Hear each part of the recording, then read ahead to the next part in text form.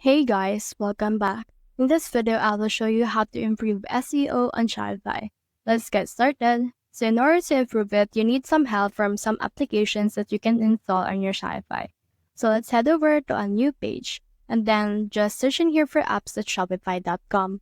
Now this will open your Shopify app store and you can see in here a search bar. Search in here for SEO and then when you try to search for it, you should be able to see some search results that you can actually use. So one option that you can choose from is this booster SEO image, as well as the Yoast SEO, as well as a tiny image, and all of the things right here. I recommend you to choose the one that has a free plan or is totally free as well.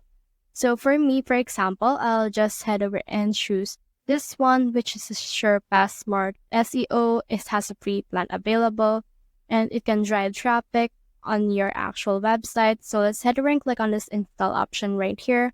Once you have clicked on that, it will open a new page wherein it will ask us for access in order to successfully integrate this application to our online store on Shopify. So let's head over and click on this install option right here. So this is the dashboard. You can choose in here the plan that you want, but when you scroll down, you should also choose the free right here. So just choose the plan that you want.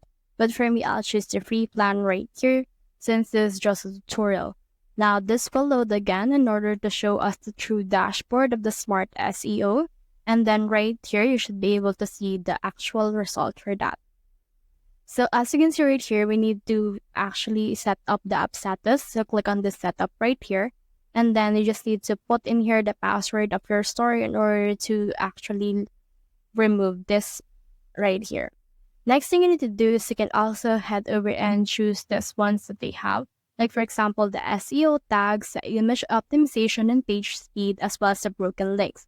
This because SEO tags provide additional information about your pages, and this can actually help people to find your page or your website much more easier because Google will recommend it.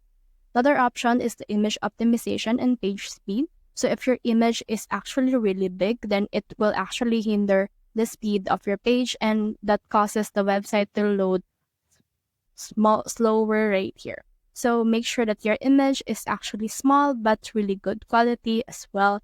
And you can also see in here that they have some information about the broken links and backlinks. So make sure that the backlinks are not accessible by outsiders and the broken links are fixed as soon as possible. So you actually do this on their actual page just around here. So just choose which ones you want to do first. So that's the whole process. If you have found this video helpful, simply leave a like or subscribe because it helps reach more people. See you soon.